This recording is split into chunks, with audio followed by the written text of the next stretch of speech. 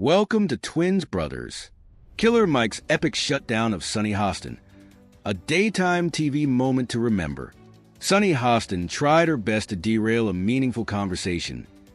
But what happened next will go down as one of the most epic shutdowns in daytime television history. From twisting words to bringing up unrelated controversies, it was clear that Sunny was determined to stir the pot. But Killer Mike? He wasn't having any of it. Instead of engaging in the usual media theatrics, he responded with facts, composure, and dignity, leaving her completely speechless. Trust me, you don't want to miss this one. The setup, a typical segment on The View.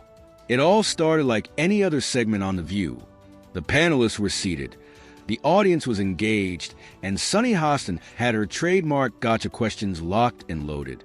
The atmosphere seemed casual, almost routine, as Killer Mike began to share his thoughts on the importance of local elections.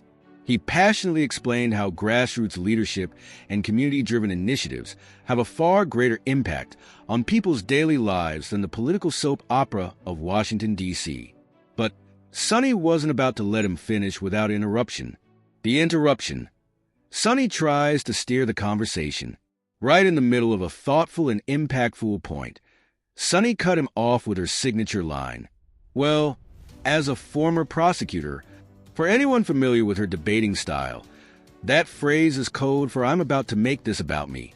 Then came the dramatic pause, the sudden shift in tone. I'm a former prosecutor. Yeah.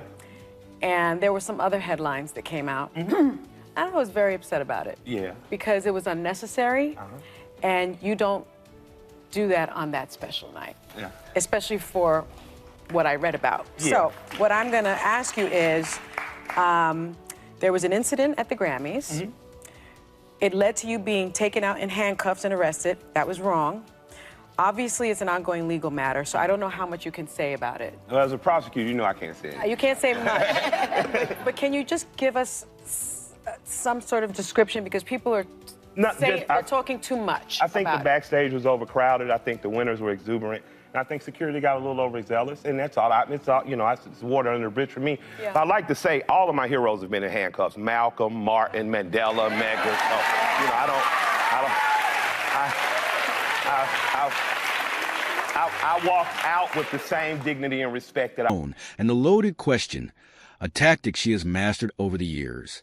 Instead of engaging with Killer Mike's actual argument, she brought up a completely irrelevant past incident from his life.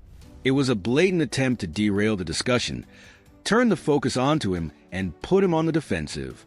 Killer Mike's calm, yet brutal response. But Killer Mike didn't flinch. He didn't get defensive. He didn't even raise his voice. Instead, with unshakable composure, he calmly responded, "You can dislike me, but don't lie on me." And just like that, the entire room shifted. The audience reaction said it all. Gasps, murmurs, and then a wave of applause. Sunny's confident smirk quickly faded as she realized her usual... I implore people to just take that from it. Don't dwell on the bad stuff. And the next morning, I spent 3 hours kind of by myself. You know, you're waiting. And the police say, "Oh my God, we've never gotten this many phone calls. People won't have to go to protest. We'll have to move you." They're panicked, and I'm just kind of sitting there, and I begin to invoke thanks. I thank God for bringing me where I was. I thank God for putting me in a space, believe it or not, by myself. Well, I got out that night. I walked out to my wife in the rain. It was like a romance movie. It was dope. You got some attention recently for being somewhat critical of President Biden, saying you weren't ready to endorse him yet.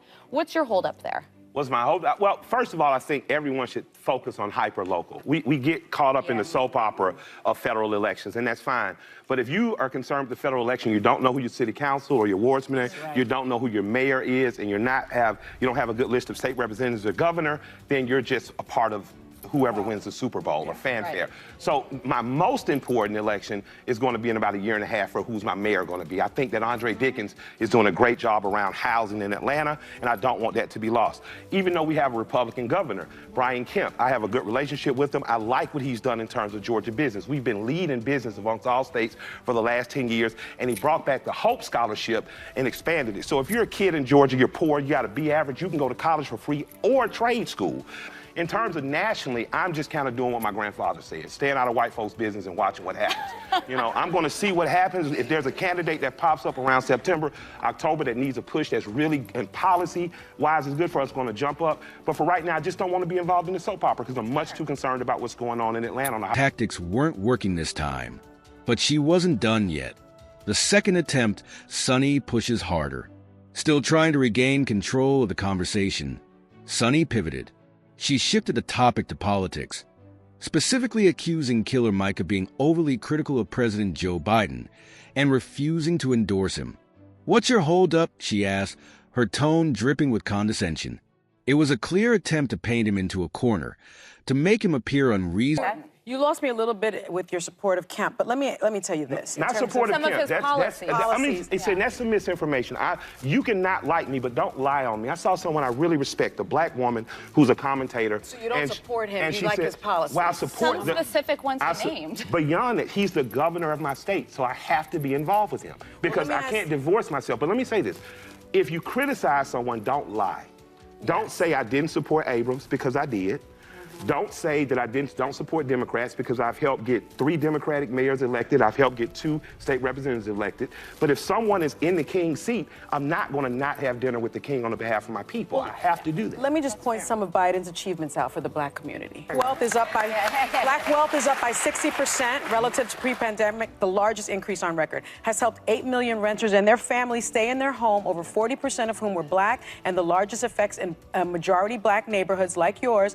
Delivered investment of over $7 billion to support HBCUs, put $1 billion into Head Start. Whoopi's going to like that. A program where more than 28% of children and pregnant women who benefit and identify as black. Yep. So those are Biden's accomplishments. Reasonable or politically extreme.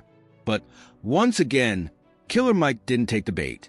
Instead, he stayed focused and articulate, delivering a response that was both logical and unshakable.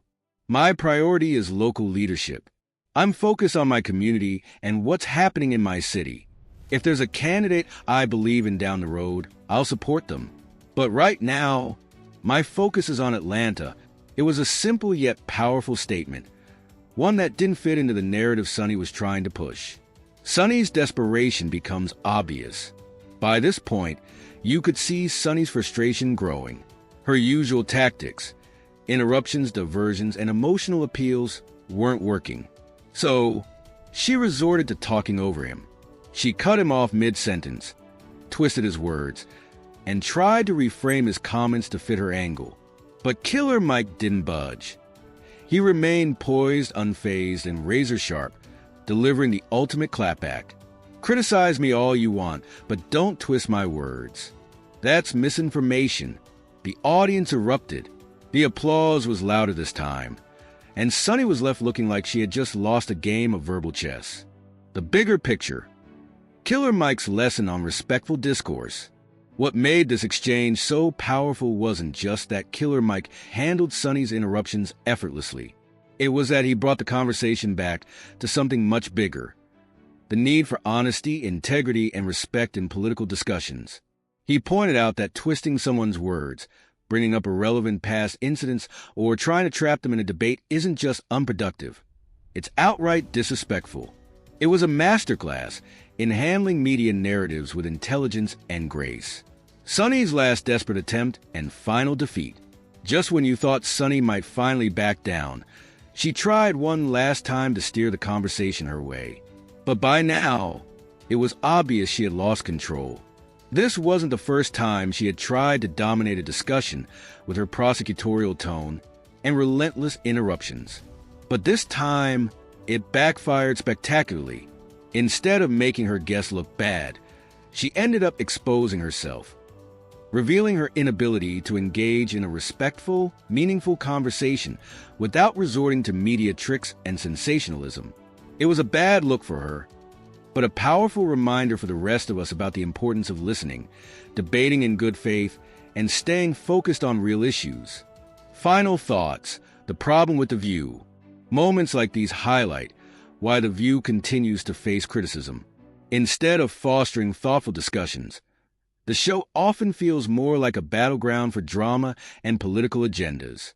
The hosts seemed more interested in creating viral moments than in having balanced, meaningful conversations.